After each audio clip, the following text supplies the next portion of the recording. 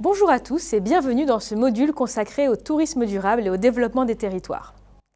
Dans cette première vidéo, nous allons nous concentrer sur les enjeux liés à cette thématique essentielle pour l'avenir de nos régions et de notre planète. Nous allons, premièrement, définir le tourisme durable. Deuxièmement, aborder les défis environnementaux. Troisièmement, appréhender les enjeux sociaux et culturels. Quatrièmement, identifier les enjeux économiques. Et enfin, terminer par les pistes de réflexion. Qu'est-ce que le tourisme durable ? Selon l'Organisation mondiale du tourisme, le tourisme durable est, je cite, un tourisme qui tient pleinement compte de ses impacts économiques, sociaux et environnementaux actuels et futurs, en répondant aux besoins des visiteurs, de l'industrie, de l'environnement et des communautés d'accueil. Son objectif principal est donc de minimiser ses effets négatifs, tout en offrant aux visiteurs une expérience enrichissante et respectueuse des populations locales. Les pays d'Afrique francophone, les pays du Maghreb, les territoires insulaires ou encore les pays d'Asie du Sud-Est, souvent riches en biodiversité et en patrimoine culturel unique, attendent du tourisme d'importantes sources de revenus. Toutefois, un tourisme mal géré peut entraîner des conséquences néfastes. Parlons tout d'abord des défis environnementaux.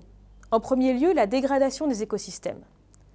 Dans les pays francophones du Sud, que ce soit au Maghreb, dans l'océan Indien ou encore dans les régions balnéaires du Sud-Est asiatique, le tourisme de masse entraîne une pression importante sur des écosystèmes fragiles. Par exemple, les plages des littoraux sont souvent envahies par des constructions hôtelières qui détruisent les dunes et perturbent la faune locale. Ainsi, au Maroc, dans la région de Souss-Massa, la prolifération des complexes touristiques a menacé les habitats naturels des oiseaux migrateurs. En second lieu, on constate une surexploitation des ressources. En Asie du Sud-Est, des îles comme Bali, en Indonésie, sont confrontées à la surexploitation des ressources en eau. Dans le tourisme de luxe, nombre d'hôtels consomment des quantités d'eau disproportionnées, ce qui entraîne des pénuries pour les populations locales et les agriculteurs. En 2022, Bali a vu sa consommation d'eau augmenter de 20% en raison de la reprise touristique post-Covid, exacerbant les problèmes d'accès à l'eau pour les habitants. Passons désormais aux enjeux sociaux et culturels.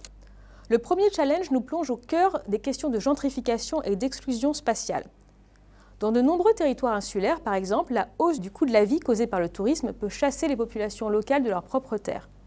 À l'île Maurice, les terrains côtiers sont souvent rachetés par des investisseurs étrangers, limitant l'accès des Mauriciens à ces espaces.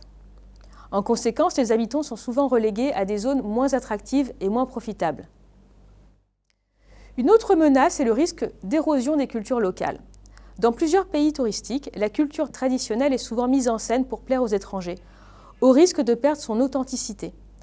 Par exemple, en Thaïlande, certaines pratiques culturelles sont transformées en spectacles pour répondre aux attentes touristiques, détournant ainsi leur sens originel. Les danses traditionnelles, qui avaient autrefois une signification rituelle profonde, sont souvent réduites à des performances de quelques minutes. Voyons désormais les enjeux économiques. Plusieurs pays dépendent largement du tourisme pour leur économie, notamment dans les petites îles ou encore au Maghreb. Cette dépendance peut devenir problématique en cas de crise, comme suite à certains attentats ou encore pendant la période de Covid-19. En effet, ces types de bouleversements ont fortement impacté le secteur touristique. En 2019, le tourisme représentait près de 14% du PIB tunisien.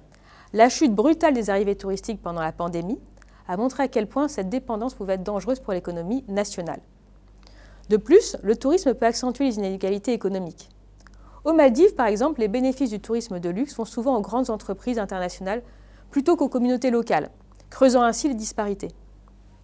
En 2022, il a été estimé que seulement 25% des revenus générés par le tourisme restaient dans l'économie locale, tandis que tout le reste profitait à des multinationales basées à l'étranger.